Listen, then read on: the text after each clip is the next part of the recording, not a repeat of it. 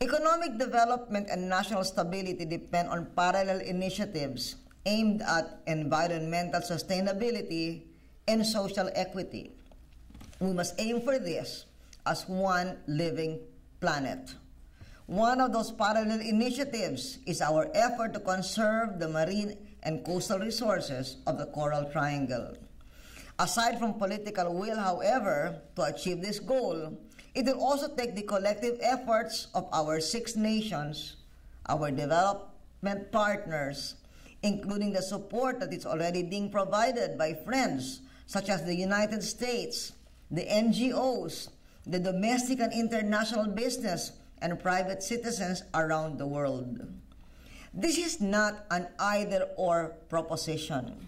We must find a win-win solution to not just stopping the degradation, but also restoring and enhancing our fragile ecology. We rely on the sea for food, jobs, and pleasure, and we cannot allow this resource to be further compromised. One approach to that solution begins with the regional plan of action I mentioned earlier, adopted by the 6 Coral Triangle countries, with the support of donor countries and such NGOs as Conservation International, the Nature Conservancy, the Worldwide Fund for Nature. I keep calling it World Wildlife Fund, the old name, but it's now Worldwide Fund for Nature, among others, and national action plans created by each Coral Triangle government. These national action plans are specific programs with commitments of the financial and human resources needed to bring a halt to the practices that have jeopardized the future of the Coral Triangle and resources found there. For our part, in the Philippines, our national strategy to protect our marine resources is focused on an integrated coastal management approach to the sustainable development of our nation's coasts, oceans, and marine resources. As part of this program, we are working at the community, local government, provincial, district, and national level on the twin goals of coastal resource management and climate change mitigation and adaptation. The national strategy also includes support for the conservation of important species and the management of several protected marine areas, including the Apo Reef Natural Park, the Turtle Islands Wildlife Sanctuary, and the renowned Tubataha Reefs National Park, which is a UNESCO World Natural Heritage Site. In addition, we're carrying out a program in cooperation with Conservation International to prepare a master plan for a second priority seascape in line with the regional plan of action and our own national plan. That seascape is the South China Seascape. It covers more than 800,000 square kilometers. So that is our second seascape, the first seascape being the Sulu-Sulawesi Marine Ecoregion.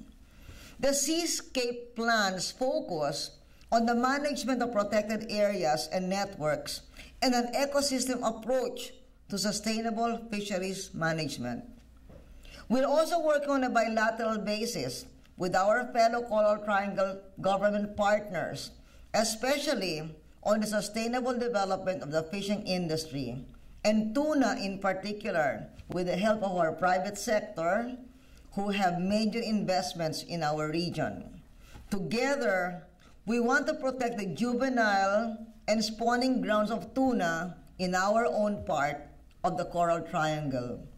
We're also working towards the sustainability of the live reef fish trade in Palawan, which is a major source of livelihood for restaurants all over Asia and beyond. We have made great strides in engaging the traders and industry players in Palawan with the help of WWF, and we look forward to the day when Palawan-sourced seafood is recognized as sustainable seafood. We can only achieve these goals on fisheries with the active participation and input of the private sector. So I look forward to your involvement. As you can see, the countries touched by the Coral Triangle are not sitting idly by, as the marine resources of this vast and rich area are subjected to the challenges of human degradation and climate change. The very valuable work being carried out is being supported by our own resources and the resources of our development partners, NGOs, the private sector, and individuals. But much more needs to be done. So in that regard, I call on all who are concerned about the future of our oceans and our seas to share the story of the work being done to preserve the Coral Triangle.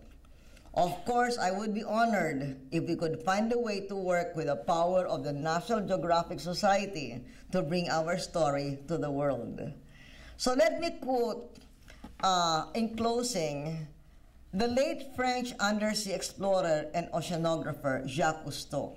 He said, "The sea, the great unifier, is man's only hope.